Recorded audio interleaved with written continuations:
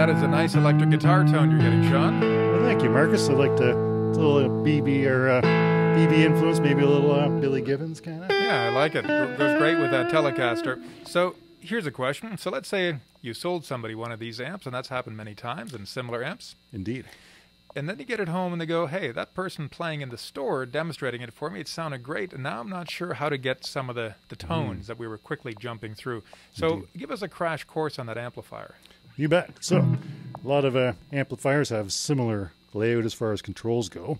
This one we'll start with right over here. This is probably my favorite knob on any amplifier. It's the gain knob.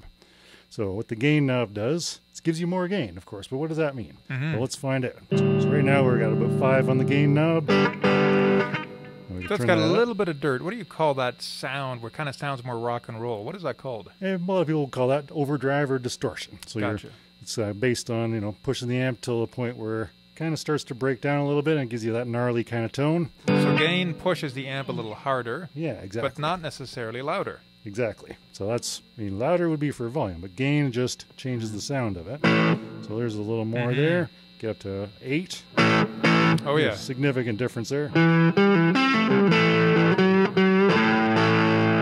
So what if I wanted to have a lot of gain but quiet because I don't want to wake the neighbors? Right. So that's where the volume comes in.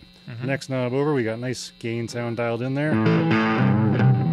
So a little too loud. Let's turn that down just a touch. And that's more of a bedroom-friendly level right there. Oh, yeah. And if I had my headphones like this amp has, I could still be playing with lots of gain but not waking anybody up. Okay. Yeah. What about then the treble and the bass? What's that all about? Or maybe mid-range if your amp has it. Yeah, so those would be other 3 common ones. This particular one just has treble and bass. I'm going to turn the gain down a little bit so we can kind of hear that. So here's what we got again.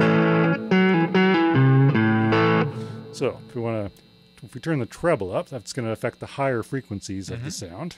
So let's turn that all the way up to 10 just for effect. Probably rarely use it like this, but yeah, it's definitely brighter. Yeah, it gives a little more edge to it, right? Yeah, now good if words. I turn that all the way down, like to 1. Oh yeah, much darker. Yeah, it's kind of like someone just kind of threw a blanket over it on you. Totally. So it's back in the middle there. It's kind of where we started. Let's do the same with bass. Which is bass, now affecting the low frequency. Low frequency, exactly. Of course, if your amp has a mid-range control, that's exactly in between those two. That's right. In fact, electric guitar is all about the mid-range, in my opinion. And of course, there's when you just have a treble and bass control in your amp, they do interact to affect the mid-range as well.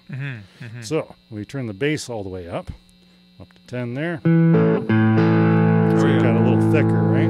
Big time. Yeah. And we turn that all the way down to 1. Like all that thickness just went away, and it's kind of a little bit thin sounding. So really then, with those 4 simple controls, the gain, the volume, the bass, and the treble, we can massively affect the sound of the guitar. Absolutely. That's all just with the amp. That's not even touching the controls on the guitar itself, which currently are all up to 10, by the way. Well, you know what? That sounds like a great idea for another video. We'll be checking out the controls on your electric guitar next. Well, Sean, that's awesome, and thank you so much, and please take us out with a little riff. Sounds good. Well, since we were talking about Billy earlier,